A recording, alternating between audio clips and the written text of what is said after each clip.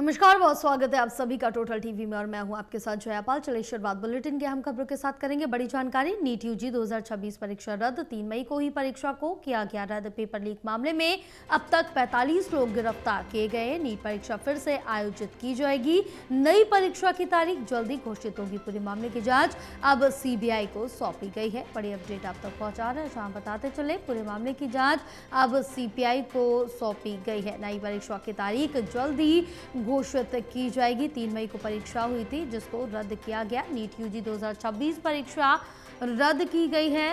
Paper leak मामले में अब तक 45 लोगों की गिरफ्तारी भी की गई है। नीट परीक्षा फिर से आयोजित की जाएगी। नई परीक्षा की तारीख जल्दी घोषित की जाएगी।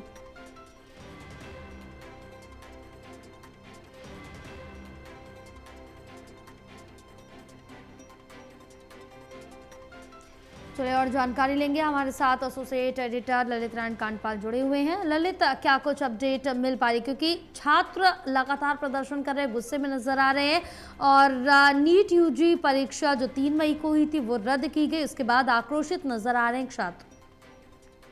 जी, काफी आक्रोशित हैं और जिन स्टूडेंट्स से मेरी बात हुई उन स्टूडेंट्स का कहना है कि माता पिता बड़ी मेहनत करके हम लोगों की फीस भरते हैं, हम लोग दिन रात मेहनत करके पढ़ाई करते हैं, लेकिन बावजूद उसके बार बार जो ये परीक्षा पेपर लीक हो रहा है, ये अपने आप में बड़ी चिंता का विषय है। और जिस तरीके से अब सरकार ने जो है कदम भी उठाया है इस पूरे मामले की गंभीरता को देखते हुए, सरकार की ओर से इस पूरे मामले में 45 लोगों को हिरासत में लिया गया है, जबकि साथ ही इस पूरे मामले की जांच जो है वो CBI को दे दी गई है। लेकिन छात्रों का जो भरोसा है वो जांच एजेंसियों पर थोड़ा कम है। उनका ये कहना है कि पिछली बार भी इस पूरे मामले की जांच हुई थी, लेकिन अभी तक जो है कोई ऐसी चीज हासिल नहीं हुई और कोई ऐसा सिस्टम भी नहीं बना जिससे कि हमारी परीक्षा फुल प्रूफ हो सके।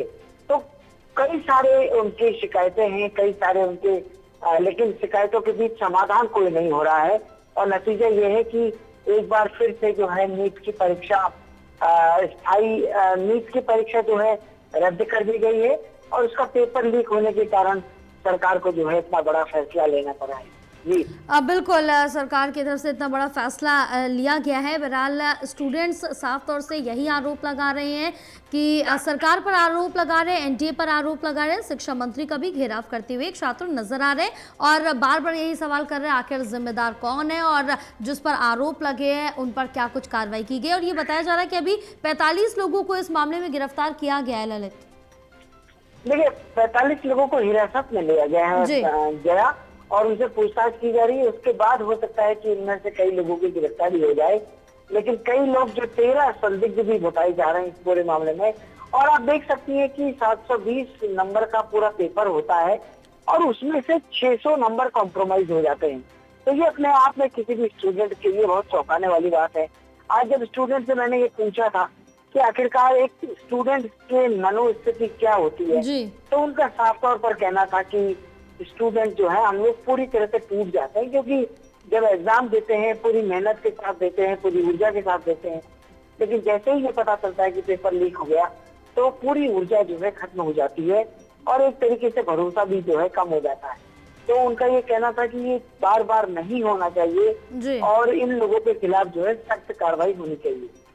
बिल्कुल ललित, सख्त से सख्त कार्रवाई होनी चाहिए और स्टूडेंट्स के साथ ऐसा ना हो, इस पर भी जो सख्त कदम है वो उठाए जाने चाहिए, क्योंकि इस पर जो परेशान होता है, जो स्ट्रगल करता है वो एक स्टूडेंट है। बहरहाल तमाम जानकारी साझा करने के लिए बहुत शुक्रिया आपका।